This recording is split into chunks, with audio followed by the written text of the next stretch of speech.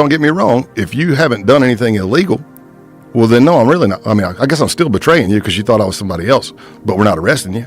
I've done undercovers like that. Those happen all the time. You're in there for 5 months and you're like, there's nothing federal here. I mean, they're within their constitutional rights, and you just bail.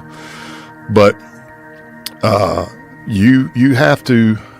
You are basically building and betraying relationships, especially if you're gathering evidence of criminal activity. And you need to know how you're going to deal with that, rationalize that in your mind so it doesn't have an adverse impact on your psyche.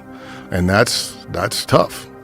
You know, I'll fast forward you a little bit. I crashed on that case for a 3-year period. I'd been going nonstop, and I'm not saying I'm tough. I met my threshold. I think your threshold changes every day, just like your comfort zone. Some days I take off jogging at 54 years old. Sometimes I take off running and I go, it's going to be a damn good day. I feel light, fluffy, floating on the clouds. Some days I take off running and I go, how long have I been running? 2 minutes. Damn. It's going to be a long day. You know, so your comfort zone changes. I think your threshold changes, but I go into great detail in the book.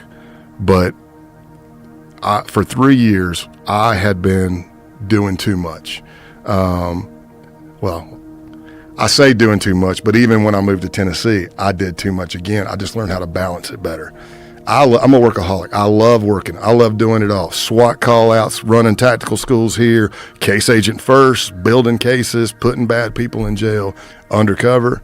But I had stopped taking days off because I didn't want to give management a reason to tell me I couldn't go do an undercover.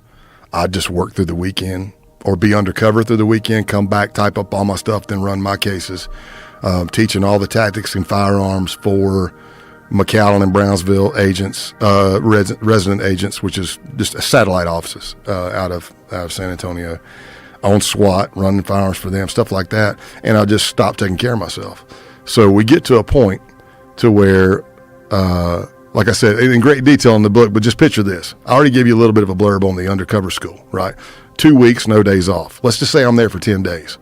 Well, once we put you to bed, we're probably going to hang out and drink a little bit because you're my peer. And it's also therapy. And I haven't made, it's good to know that you're not on an island by yourself, that there are other people doing the same thing you are. And there's a lot of bonding that goes on there. But that means for 10 days, I'm not getting a whole lot of sleep. And I've probably got too much alcohol in my system, if we're being transparent. But then I'll leave straight from that undercover school and I go right into an undercover. And let's just say I land in Sturgis, which I did, and the Hells Angels shoot 5 outlaws at point blank range.